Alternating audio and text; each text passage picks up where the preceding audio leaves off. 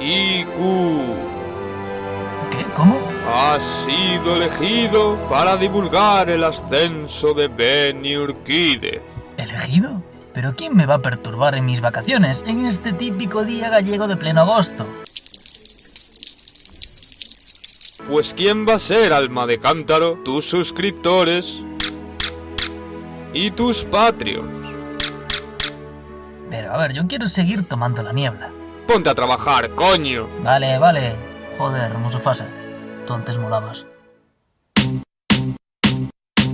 Benny Urquídez nace el 20 de junio de 1952 en Tarzán, California, de padre hispano-mexicano y de madre nativa americana, de la tribu Pies Negros. Ella era practicante de lucha libre y él era boxeador. Poderosa combinación. Una verdadera familia de atletas, tanto que incluso sus 8 hermanos eran practicantes de artes marciales y tenían el cinturón negro en alguna o varias disciplinas. Siempre lo impulsaron a entrenar sin descanso, nunca a desistir y a probar diferentes formas de entrenamiento y estilos de artes marciales que le ayudaran a evolucionar en su propio camino. Capitalismo, ahorro y trabajo duro, no hay otra cosa. Pero, además, por parte de padre es descendiente de, ojo, vascos. Vascos emigrados a México, por lo que también corre sangre vasca por sus venas. Te meto una hostia que te arranco la cabeza. Así que como buen vasco indio mexicano, a la temprana edad de 5 años ya empezaba a competir en boxeo y wrestling en Los Ángeles, aunque su instrucción en artes marciales comenzó a los 7 años, de la mano de Bill Ryusaki, que en realidad se llamaba Mutsuyo Ryusaki, pero como su maestro le costaba pronunciar su nombre, pues le llamó Bill, así que ahí se quedó. Sí, te creo. Benny recibió su cinturón negro a los 14 años, lo que era una hazaña inusual por aquel entonces. Además, también perteneció al equipo de competición de karate de Chuck Norris, pero fue a los 12 años cuando dio lugar el suceso que inspiraría al joven Urquídez a arrasar y a ascender en las artes marciales. Mientras que otros sacaron su inspiración de las películas de Bruce Lee o el cine de hostias en general, Benny presenció en 1964 una demostración del propio Bruce Lee, en la que mandaba volar a un hombre de más de 100 kilos con su conocido One In Punch. Y bueno, no sé cuánto tendrá esto de real, ni estamos aquí para ponerlo en duda. No lo sé, Rick, parece falso. Pero a Benny le impresionó tanto que incluso le preguntó a su hermano si podía guantear con Bruce, a lo que le respondió: no estás preparado. Aún así, esto motivó al joven Benny a ganar cuanto torneo encontró hasta 1973, con la idea de prepararse para pelear contra Bruce Lee. Participó en una infinidad de combates de light contact, non-contact, semi-contact. Me voy a quedar con light contact. Sí, ganándose una reputación como luchador colorido, aunque terminaría adquiriendo el apodo de The Jet por su velocidad de golpeo y patadas en salto. Sin embargo, sufrió varias derrotas. En el Open de Kembo de Santa Mónica de 1972 perdió la final ante Brian Strain. Al año siguiente luchó contra John Natividad, en el que se consideraría uno de los mejores combates de light contact de la historia, en el que Benny pierde por un ajustado resultado de 13-12. Y finalmente, al año siguiente a esa segunda derrota, se enfrentó a Joe Lewis, karateca, kickboxer y actor americano, que tuvo el honor de enfrentarse en karate al mismísimo Chuck Norris. De Chuck ya tenemos historia, que os la dejo aquí. Benny perdió por decisión 4-1, pero fue en ese año, en 1974, que realizó un viaje junto a su hermano mayor a Hawái para participar en un torneo por eliminación. Un torneo con escaso reglamento y sin límites de peso. ¡America! ¡Woo! En este torneo noqueó a su primer rival y, puesto que estaba acostumbrado a los combates tradicionales a puntos, Benny contaba con ser descalificado. Pero en cuanto vio que el árbitro lo nombraba ganador, se dio cuenta de que eso era lo que él quería hacer y se volcó de pleno en el full contact. El American Kickboxing, también conocido como Full Contact. Este deporte de contacto al KO tiene pateo de cintura hacia arriba y barridos, además de golpeo tipo boxeo inglés, pero permitiendo golpes giratorios. Patadas bajas, clinch, agarres, codos y rodillas no estaban permitidos en el Full Contact. Además, ese mismo día peleó 7 veces y al día siguiente 3 veces más. Boy. Para acabar enfrentándose a Dana Goodson, quien superaba en peso y tamaño a Benny, hasta tal punto que este, por frustración y cansancio, llegó a escupir el bocado y a morder a su oponente. Fight. Finalmente resultó vencedor del torneo por decisión y recibió el título inaugural de peso abierto de la WSMAC. A partir de ahora, W Smack, pero uno no es campeón hasta que defiende el título, así que tiene su primera defensa en 1976. Pero espera, porque sobre el año anterior también hay menciones importantes. En febrero de 1975 se enfrenta a Arthur Butch por el título inaugural de peso ligero de la NKL, venciendo por KO técnico en el segundo asalto y recibiendo, además del título, el reconocimiento como campeón mundial indiscutible por parte del System World Kickboxing Ratings.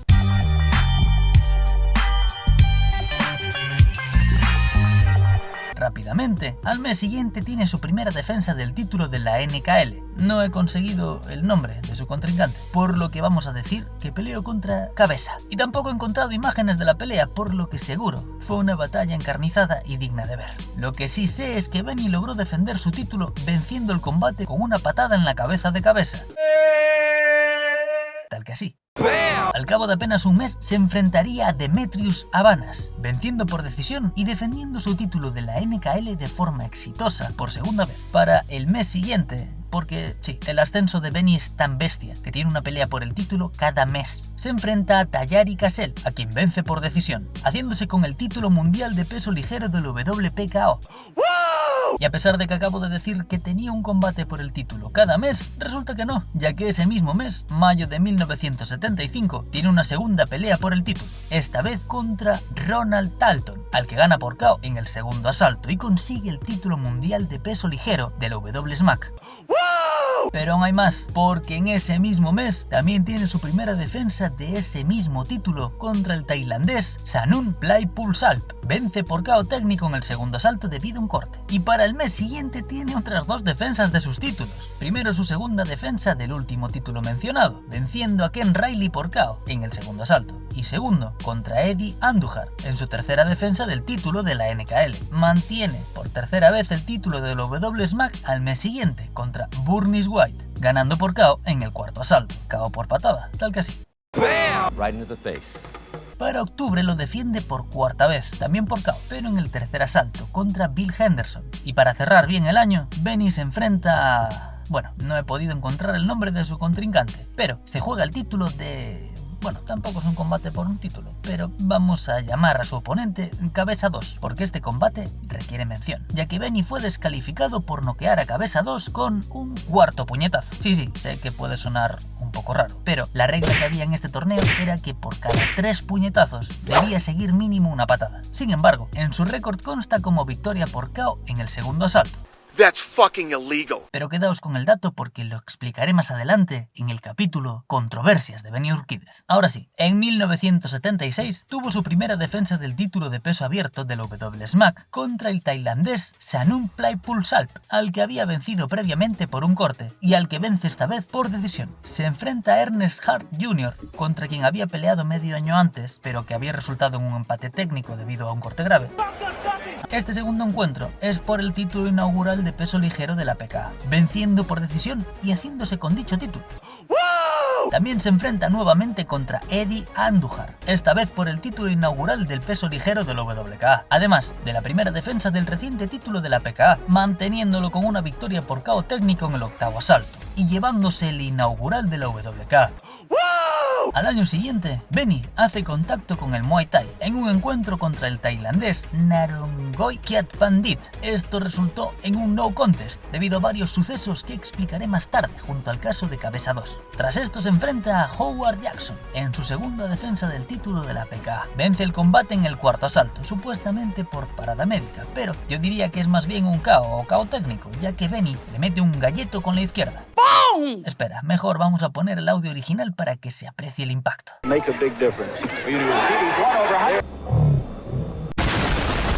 Seguido de una ráfaga de golpes.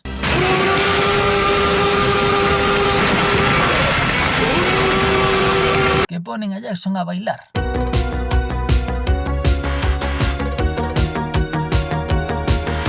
Incapaz de responder al árbitro, este para la pelea. Se enfrenta al mexicano X en su primera defensa del título del WK. Mexicano porque es de México y X porque no he podido encontrar el nombre del luchador. Pero el señor X es vencido por KO en el primer asalto. Después de esto y por alguna razón, Benny es despojado del título de la PKA por la propia PKA, así que buscó peleas en el extranjero. Porque es lo que un hombre hace. Empezando por Japón.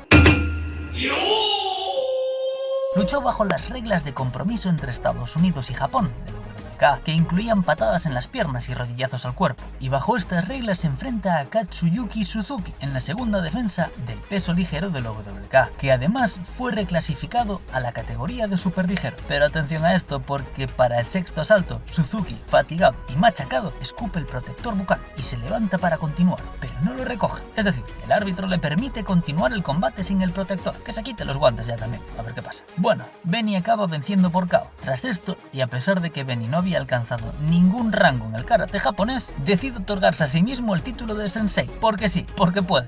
Because we fucking can. Y lo que tú puedes hacer es hacerle caso a Fabián. Si has llegado hasta aquí, suscríbete, no me jodas. Ya que estás por ahí, deja un comentario que le duela a IQ. Sigue la cuenta de Instagram o únete al IQ Team en Patreon.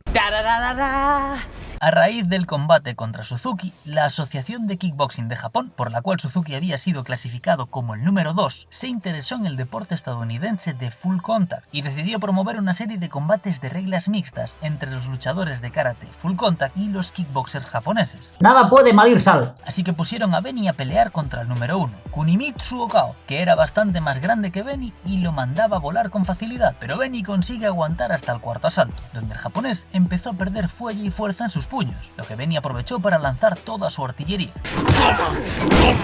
¡Toma! Y ganar así el combate, defendiendo por tercera vez su título del WWK. En 1978 tiene su cuarta defensa del título en Canadá, contra Dave Paul, defensa exitosa mediante KO técnico en el cuarto asalto. 5 días después, se enfrenta a Takeshi Naito en el evento Katogi, en Japón, por el título mundial Katogi de peso superligero, ganando en el primer asalto por KO, con un tremendo patadón al cuerpo. Ay, Dios mío, líbranos de todo lo malo. Que lo deja ahí tirado. Con esta victoria suma el título de Katogi a su colección. Ese mismo mes se enfrenta a Shinobu Onuki en su quinta defensa del título del WWK, venciendo en el tercer asalto con el mismo patadón del combate anterior. ¡Bam! Seguido del Uchimata más impecable que verás hoy. Y voló, y me hizo volar, y yo volé de él. Sin embargo, este combate no lo gana, sino que Benny es descalificado, puesto que el derribo se consideró como ilegal, aunque más tarde se cambió el resultado por un no contest, y finalmente se volvió a cambiar por KO técnico a favor de Benny. ¿Por qué? Absolutely no reason. Bueno, en realidad sí que hay una razón. Se podría decir que Benny tenía estrechos vínculos con la WK, pero vamos, que lo vamos a dejar para después. Y nos vamos a quedar con la versión oficial, ya que resulta que el derribo sí que era legal y no hay evidencias de lo contrario. He hablado. Ese mismo año se enfrenta a Prayut. Vaya, este también lo tengo que dejar para después, pero que no cunda el pánico, que estos eventos que estoy posponiendo es mejor tratarlos aparte. Así que, para terminar ese año, la revista Black Belt le otorga a Benny el premio de competidor del año, y bien merecido, porque tanto ese año como el anterior no había parado. En 1979 se enfrenta a Rick Zimmerly en su sexta defensa del título. El combate se resume en 6 asaltos de puro intercambio de golpes.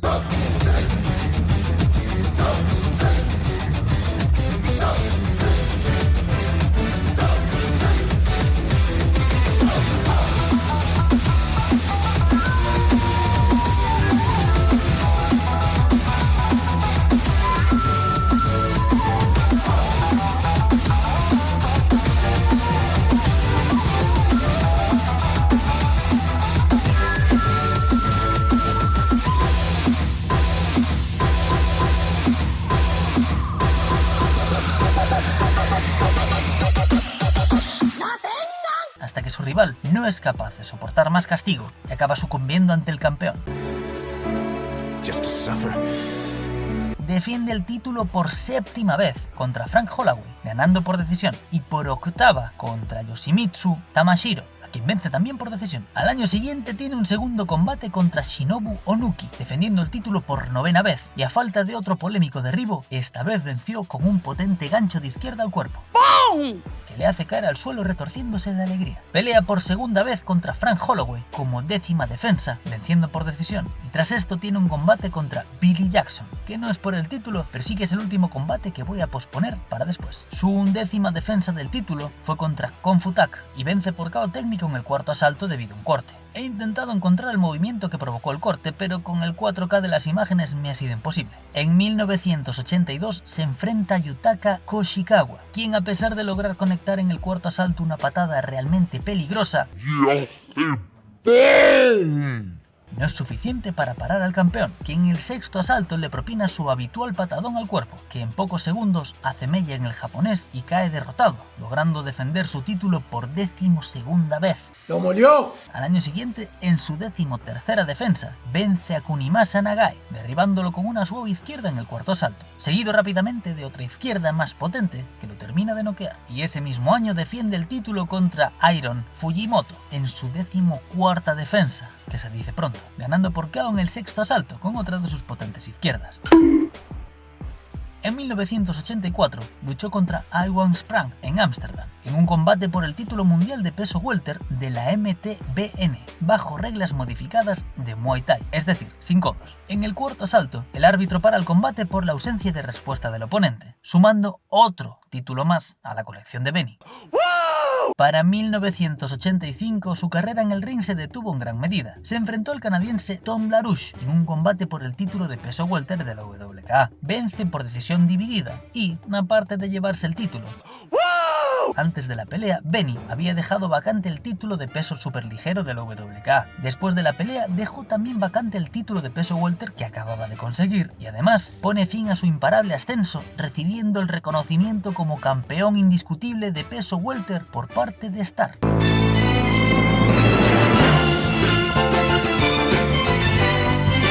Pero aquí no se pone fin a nada. ¡No! Porque años más tarde, en 1993, a sus 42 años, decide enfrentarse al joven japonés de 25 y campeón del mundo de peso super welter Yoshihisa Tagami. Benny, además de demostrar durante 12 asaltos que seguía en buena forma, gana el combate por decisión dividida y el título mundial de peso super welter de la WKA. Título que deja vacante inmediatamente después de la pelea. ¿Por qué? Porque después de tantas defensas puede hacer lo que le salga de los huevos. Y ahora sí, se retira.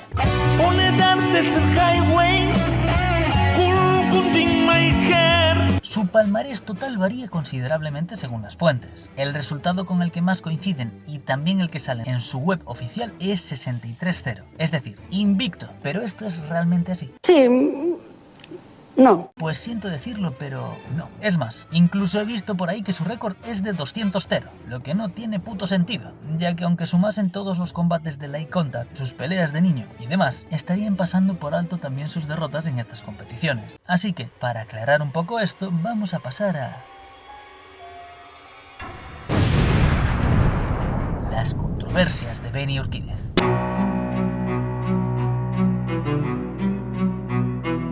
Como recordaréis, en el combate de Benny contra el imponente Cabeza 2, Benny había sido descalificado por noquear a su oponente con un cuarto puñetazo, cuando las reglas eran que cada 3 puñetazos debía seguir una patada. Sin embargo, llegó la Star y con puño de hierro cambió el resultado a victoria para Benny, ya que por lo visto, el árbitro que había descalificado a Benny era también el entrenador de Cabeza 2.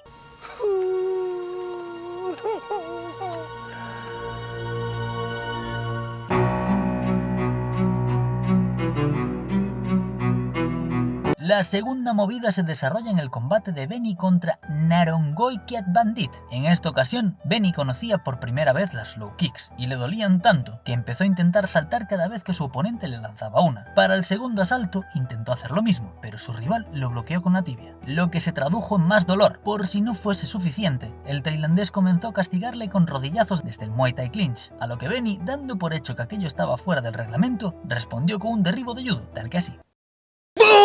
Su rival lo volvió a clinchear y Benny lo volvió a derribar. Esto empezó a caldear el ambiente en las gradas, entre los aficionados de Estados Unidos y los de Tailandia. Además, en el cuarto asalto empezaron a arderle los ojos a Benny y se dieron cuenta de que a su contrincante le rociaban algo en las piernas. Para el noveno asalto comenzó una batalla campal entre el público, que terminó por invadir el ring, haciendo imposible continuar con el combate y convirtiéndolo en no contest. Aunque, y esto es solo un rumor,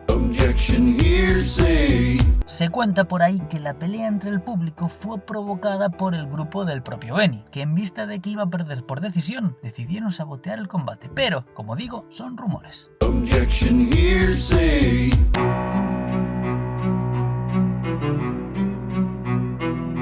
El encuentro contra el tailandés Prayut Sitibunlert también tiene tela. Para el combate se aprobó que no se permitiera el uso de codos según el acuerdo con Urquídez. El tailandés se lo hizo pasar mal a Benny durante todo el combate, dominándolo con sus clinch y rodillazos, y resultó en una derrota por decisión. Sin embargo, Urquídez afirmó que había sido manipulado en una pelea competitiva bajo nuevas reglas, a las que no estaba acostumbrado a través de tergiversaciones deliberadas. Además, tanto Benny como la WK dieron el combate como nulo, alegando que no había habido pesaje previo al combate y que se habían usado guantes más grandes de lo normal. En algunas fuentes cuentan el combate como no contest y otras como una derrota, pero como pelea única de Muay Thai. De esta forma, al haber perdido un Muay Thai, oficialmente está invicto en las otras disciplinas. Pero en el Icuverso no aceptamos excusas ni triquiñuelas, salvo en la lista de fantásticas excusas, claro. Así que anotamos la derrota.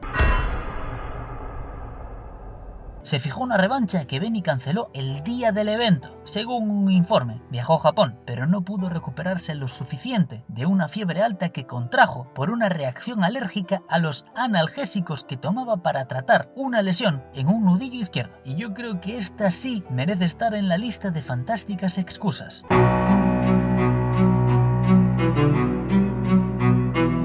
Por último, tenemos el combate contra Billy Jackson. Benny es dominado durante los 7 asaltos que dura el combate, e incluso es derribado por su rival. Como resultado, Benny pierde por decisión, pero este protesta por dicha decisión. Según tengo entendido, el encuentro había sido pactado como un combate de exhibición, pero que finalmente, tras el mismo, se registró como oficial. Benny solicitó que se clasificase como no contest y así se hizo. Dicho esto, si el combate estaba pactado como de exhibición, no debería haber sido clasificado como oficial después del mismo, para ninguno de los dos. Aún así, ya hemos visto tanto a la Star como a la WK actuar más de una vez a favor de Benny. Y prestad atención a esto porque aquí viene el datazo. Y es que las clasificaciones tanto de la Star como de la WK eran propiedad y estaban dirigidas por el hermano de Benny, Arnold Urquídez.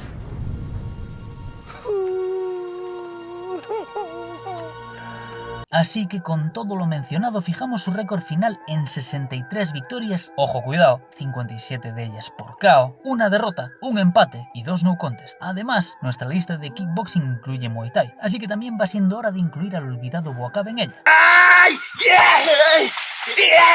Quedándose este en primera posición con sus 215 victorias puras y Benny en tercera con 62. En 1994, Benny reveló que Rorion Gracie lo había desafiado a un combate de MMA como parte del Gracie Challenge, desafío que rechazó considerándolo un truco promocional.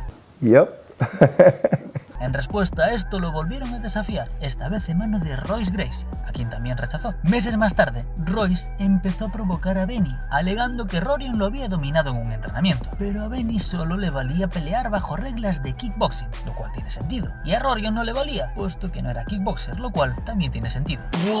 Finalmente todo esto quedó en nada. Benny Urquídez, además de partirse la cara, también se dedicó en gran medida al cine, como actor, coreógrafo y doble de riesgo. Participó en 2 películas de mi muy amado Jackie Chan, Wilson Mills, traducida como Los Supercamorristas, y Dragon Forever. Su pelea final contra Jackie Chan es considerada incluso por el propio Jackie como una de las mejores peleas de su carrera, y por mí como una de las mejores peleas del cine de hostias, además de ser una coreografía grabada en contacto pleno, es decir, los golpes que se daban, excepto los que Benny le daban la cara a Jackie. Fue coreógrafo de la primera película de Spider-Man. Sí, acabo de decir Spider-Man. Es Spider-Man, no Spider-Man. Además de salir en ella aproximadamente medio segundo.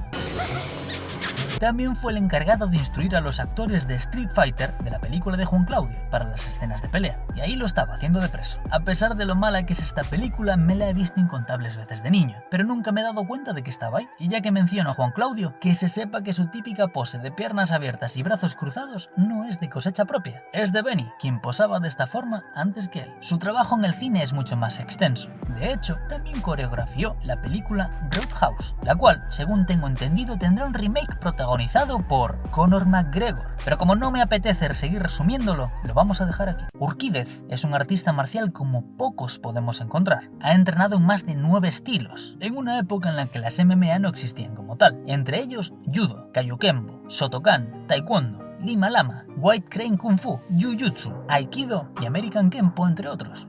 La puta. convirtiéndose en un artista marcial completo. De hecho, si se hubiese dado la pelea entre él y alguno de los Gracie, quién sabe lo que habría pasado.